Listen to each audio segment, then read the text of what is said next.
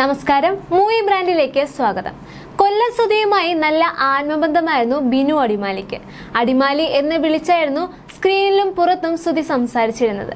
ഒന്നിച്ച് പരിപാടിക്ക് പോയി മടങ്ങി വരികയായിരുന്നു അപ്രതീക്ഷിതമായ അപകടം നടന്നത്. സുധി തന്നിട്ട് പോയതാണ് ഈ നുണക്കുഴി എന്ന് ബിനു അടിമാലി പലപ്പോഴും പറയാറുണ്ട്.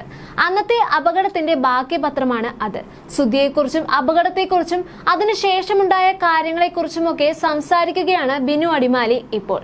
ലക്ഷ്മി നക്ഷത്രയ്ക്ക് നൽകിയ അഭിമുഖത്തിലായിരുന്നു ഇതേക്കുറിച്ച് തുറന്നു പറഞ്ഞത്. ഭയങ്കരമായി സൈബർ ആക്രമണം നേരിട്ട ആളാണ് ഞാൻ. മോശം കമന്റുകളൊക്കെ കാണുമ്പോൾ ശരിക്കും സങ്കടം വരാറുണ്ട്. ഞാൻ കമന്റുകൾ വായിച്ചില്ലെങ്കിലോ എന്ന് കരുതി ആളുകൾ വാട്സാപ്പിൽ അതെനിക്ക് അയച്ചു തരാറുണ്ട്. എന്നെ മാത്രമല്ല കുടുംബത്തെയും ബാധിക്കാറുണ്ടെന്നും ബിനു അടിമാലി പറയുന്നുണ്ട്. മോളാണെങ്കിൽ എന്തെങ്കിലും കണ്ടാൽ ഉടനെ തന്നെ അത് എനിക്ക് അയച്ചു തരും. എന്തോ വലിയ അവാർഡാണെന്ന് കരുതിയാണ് അവൾ എനിക്ക് അയക്കുന്നത്. ഫേക്ക് അക്കൗണ്ടിൽ നിന്നായിരുന്നു കമന്റുകളെല്ലാം വന്നിരുന്നത്. സിനിമയും സ്റ്റേജുകളും ഒക്കെയാണ് നമ്മുടെ ജീവിതം. മോശം കമന്റുകളൊക്കെ വരുമ്പോൾ അത് നമ്മുടെ പരിപാടിയെയും ബാധിക്കും. ഇടയ്ക്കൊരു ഷോയിൽ വെച്ച് പോയപ്പോൾ ഒരു ഫാൻ പിടിച്ചു എന്ന് പറഞ്ഞ് അങ്ങ് തുടങ്ങിയില്ലേ, അതൊരു സിനിമയുടെ പ്രമോഷൻ കൂടിയായിരുന്നു. നായികയാണ് എന്റെ കയ്യിലേക്ക് ഫാൻ തന്നിട്ട് പോയത്. ഇങ്ങനെയൊക്കെ ഇവനൊക്കെ ഇത്രയും ആയോ എന്നുള്ള ചോദ്യങ്ങളായിരുന്നു അപ്പോൾ വന്നത്. പെയിന്റിങ്ങിന് പോയിട്ടുണ്ട്, മെക്കാനിക് പണിക്ക് പോയിട്ടുണ്ട്, എല്ലാം അനുഭവിച്ച് വളർന്നതാണ് ഞാൻ.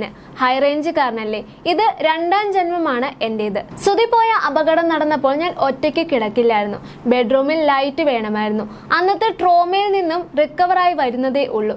ഒരു ദിവസം സ്റ്റാർ മാജിക്കിലെ വർക്ക് കഴിഞ്ഞ് റൂമിലേക്ക് പോയതായിരുന്നു. ഞാനും സുധിയുമൊക്കെ അവസാനമായി ഇരുന്ന റൂമായിരുന്നു അത്. എനിക്ക് ഭയങ്കരമായി പേടിയായിരുന്നു. ഉറക്കത്തിലാണ് പോയത്. അവിടെ കിടക്കുവാൻ പറ്റുമായിരുന്നില്ല. വേറെ റൂം തന്നപ്പോഴും മനസ്സിൽ ആ ഓർമ്മകളായിരുന്നു വന്നിരുന്നത്. ഉറങ്ങാൻ പറ്റിയിരുന്നില്ല. എടാ, ഉല്ലാസിനെയും കൂട്ടി നമുക്ക് ഒന്നിച്ച് പ്രോഗ്രാം ചെയ്യണം, എന്നിട്ട് ആ പൈസയ്ക്ക് വീട് വെക്കണം എന്ന് അവൻ എപ്പോഴും പറയുമായിരുന്നു. എനിക്കും ഉല്ലാസിനും ശമ്പളം തന്നിട്ട് നീ എങ്ങനെ വീട് വെക്കും എന്നായിരുന്നു ഞാൻ തിരിച്ചു ചോദിച്ചത്. കോതമംഗലത്ത് ഒരു ട്രൂപ്പ് ഉണ്ടായിരുന്നു, അതിൽ നീ ലീഡ് ചെയ്യുക, ഇനി ഒന്ന് സെറ്റ് ആവണം എന്നായിരുന്നു അന്ന് അവൻ പറഞ്ഞിരുന്നത്. ആ ഒരു വേർപാട് താങ്ങാനും സഹിക്കാനും എനിക്ക് ഇപ്പോഴും പറ്റുന്നില്ല. ഞാൻ എല്ലാ വർഷവും സുധിക്ക് വേണ്ടി ബലിയിടാറുണ്ട്. മണിച്ചേട്ടന് വേണ്ടിയും ചെയ്യാറുണ്ട്. കുടുംബാംഗങ്ങൾക്ക് വേണ്ടി ചെയ്യുന്ന പോലെയല്ല ഇത്. സുധിക്കൊപ്പമുള്ള അവസാന യാത്രയിലെ കാര്യങ്ങളെക്കുറിച്ചും ബിനു അടിമാലി സംസാരിച്ചിരുന്നു. യാത്രയിൽ എപ്പോഴോ ഞാൻ ഉറങ്ങുകയായിരുന്നു.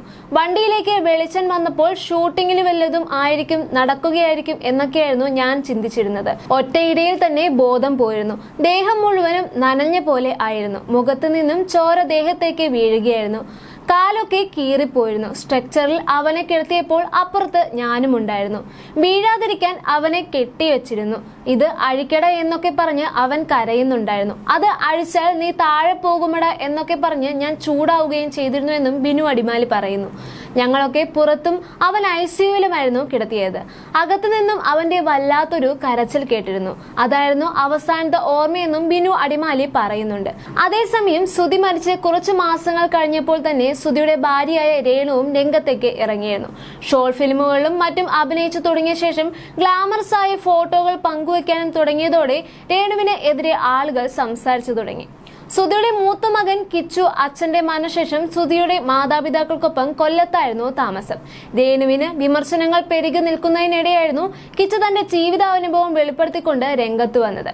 രേണുവിൽ നിന്ന് നേരിട്ട ഒറ്റപ്പെടുത്തലുകളെയും എല്ലാ കഥകളെയും കിച്ചു പറയുകയുണ്ടായി.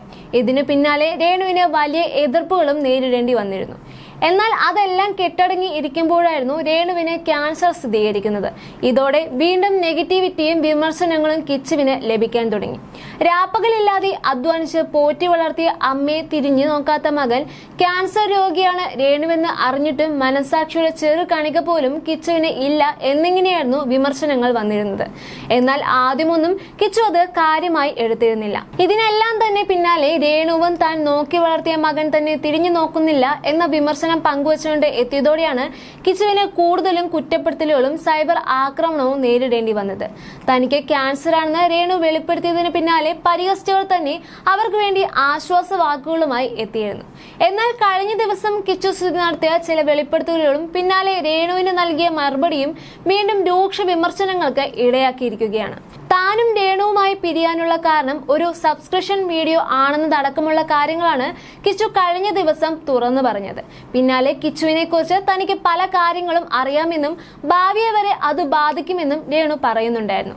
തന്നെ ഇനി കിച്ചു അമ്മയെന്ന് വിളിക്കേണ്ടെന്ന് പറഞ്ഞ രേണു താൻ മരിച്ചാൽ പോലും വന്ന് കാണരുതെന്നും പറഞ്ഞിരുന്നു.